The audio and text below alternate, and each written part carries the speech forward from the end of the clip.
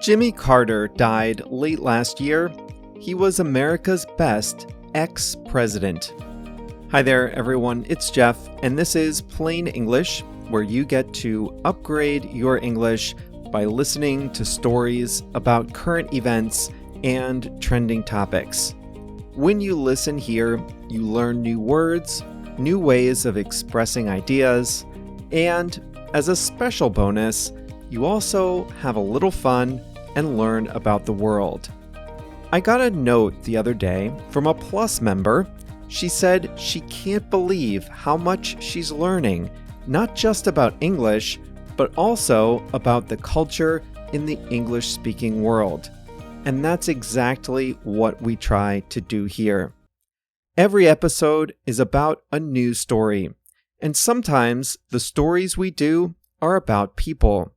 Today's story is about Jimmy Carter. He was America's 39th president and the first to live to age 100. He died at the very end of last year, December 2024. He was not generally considered a good president. Most historians rank him in the middle or the bottom of the pack. But he really built his legacy after he left office, and that's why I call him America's best ex-president. That's today's story. You can find the full transcript of the story, including a PDF of the transcript if you want it, the full transcript, exercises, the quiz, and more at plainenglish.com/742. Before we start today's story, I'd just like to remind you that the podcast is just one part of how we can help you upgrade your English skills. At plainenglish.com, you can make faster progress with active learning strategies. You can take quizzes, do activities, listen to the fast version of the audio, watch video workshops, practice what you learn, and even join a live call with JR and me.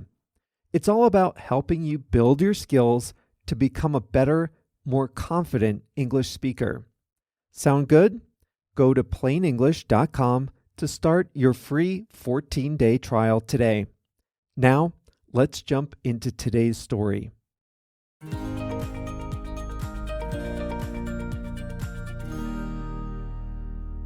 Best ex-president is a little bit like the classroom award for most improved. It's not what you want to be recognized for, but it's good nonetheless. And so it was for Jimmy Carter. In the mid-1970s, America was worn out from a White House scandal and a protracted war in Vietnam. Carter had been an officer in the U.S. Navy. After finishing his service, he returned to his native state of Georgia to work on his family's peanut farm. He jumped into politics in 1962, winning an election to represent his community in Georgia's state legislature. In 1970, he became governor of Georgia. After just a single term, he ran for president. He was so little known at the time that people called him Jimmy Who? But he represented a generational change and promised to help the country move on from years of war and scandal. He did have some experience in business, government, and in the Navy, but most of all, he had a friendly disposition and an optimistic smile. "The grin will win," rhymed one of his campaign buttons. Alas, his presidency was not successful. Inflation was high, and nowhere was that felt more than in energy prices. There were long lines at gas stations. In one of his first speeches to the nation, Carter dressed in a sweater, sat by a fireplace, and told Americans to turn their thermostats down to 55 degrees at night. That's not even 13 degrees Celsius. Things were no better for Carter in foreign affairs. America was frequently caught on the back foot. He was slow to respond to the growing threat from the Soviet Union. Third year of his term, militants in Iran seized the U.S. embassy and took 52 Americans hostage. They were held hostage for the remainder of Carter's term. He suffered one of the most lopsided electoral college defeats in history to Ronald Reagan in 1980. In a final humiliation, the Iranian militants released the hostages on the day Reagan took office. And then a funny thing happened. James Earl Carter Jr. became America's best ex-president. There's no job description for former presidents. Many write memoirs, give speeches, volunteer in their hometowns, and establish libraries to polish their legacies. But Jimmy Carter was very young when he left office, and he decided that he still had work to do. He established the Carter Center at Emory University in Atlanta, Georgia. The Carter Center is dedicated to advancing human rights and alleviating human suffering. And the Carter Center is considered one of the most impactful global nonprofit organizations.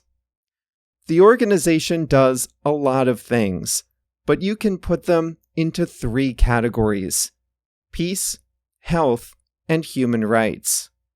It has done tremendous humanitarian work related to public health. The Carter Center works to reduce disease in poor, remote places that are often overlooked. Here are just 2 examples that Jimmy Carter and his nonprofit worked on: river blindness and guinea worm, a parasite.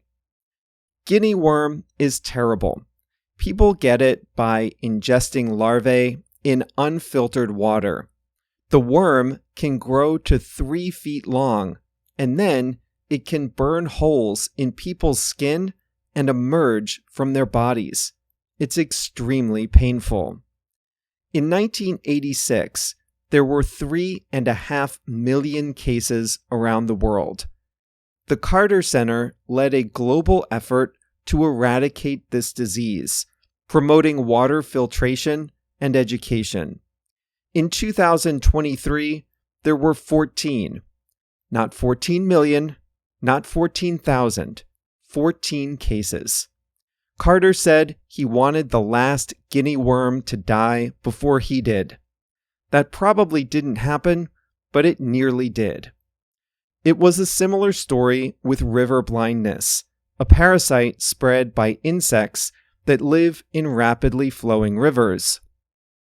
Thanks to the Carter Center's work, this disease has been eliminated in Colombia, Ecuador, Mexico, and Guatemala, and cases have been significantly reduced in Brazil, Venezuela, Uganda, Sudan, and other places. If this were all the work that Jimmy Carter did, he would have a strong legacy as an ex-president. But he did so much more. The Carter Center helps countries design free and fair elections, and it has observed over 110 elections in 39 countries, helping to safeguard citizens' rights to vote. Its opinions are considered an independent gold standard in election fairness. Carter personally has helped negotiate peace in Haiti, Sudan, Ethiopia, North Korea, and other troubled places. Separately from the Carter Center, he helped build up Habitat for Humanity, a Christian volunteer organization that builds and renovates homes around the world. On October 1st, 2019, Jimmy Carter became the first American president to celebrate his 95th birthday, and then he was the first to live to 96, 97, 98, 99, and finally to 100 years old. He was diagnosed with cancer at age 90 and entered hospice care about 2 years ago. In 2023, he lost his wife Rosalind to cancer. They had been married 77 years. Jimmy Carter died at his home in Plains, Georgia, in December 2024.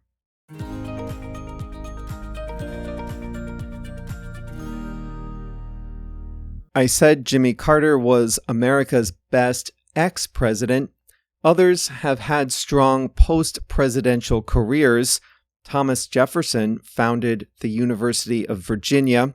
John Quincy Adams served in the legislature after leaving the White House. William Howard Taft became Chief Justice of the Supreme Court. But nobody else had the global impact after leaving office that Jimmy Carter had.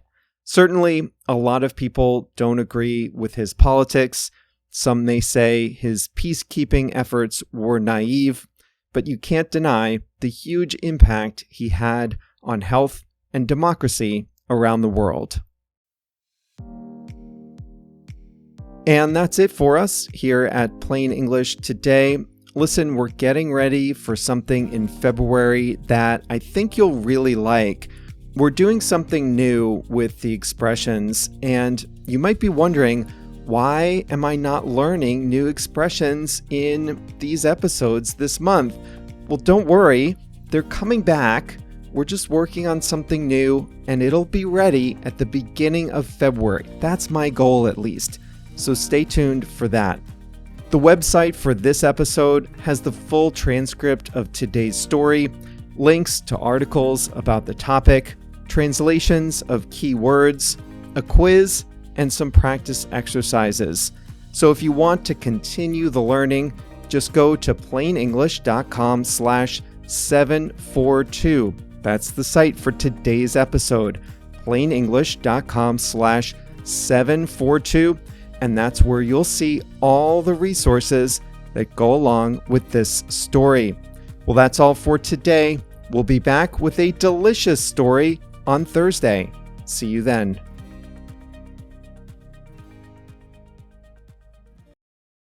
Listen up if you speak Spanish, Portuguese, Chinese, German, French, Italian, Japanese, Polish, or Turkish. One of the most frustrating things about listening and reading in a second language is being confused by unfamiliar words or phrases. When you listen to Plain English, or when you read the transcript, you probably encounter some words you don't know. When that happens, you have a few options. You can stop the audio, go look up the definition, then return to the episode, find your place, and press play again, but that's exhausting. Or you can just skip it and be confused. That's no fun either. But what if you could see the translation of the word into your language instantly without having to stop the audio, without having to look anything up? Well, you can at plainenglish.com. For each episode, we translate about 100 words and phrases from English to 9 languages: Spanish, Portuguese, Chinese, German, French, Italian, Japanese, Polish, and Turkish. And we highlight those words in blue. All you have to do is hover your mouse over the highlighted word, and you'll see the translation instantly. It works great on mobile too. It really makes listening a lot more satisfying, and it's a great way to expand your vocabulary in English. The best way to see these translations is to sign up for a free 14-day trial at plainenglish.com. During your trial, you can read as many transcripts as you like, all with the translations into your language. So sign up for your free trial today at plainenglish.com.